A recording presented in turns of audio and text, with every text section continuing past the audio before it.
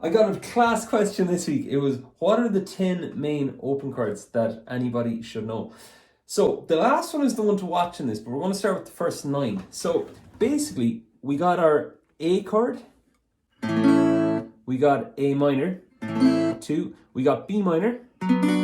Note the way that isn't the bar chord, it's like an open chord type shape. Okay, then we got C number 4, we got D number 5, D minor, 6, E, E minor, that's 7, 8. Now 9 is F. Again, 1, 2, 3, 4. Now finally, this last one is the one to watch, okay?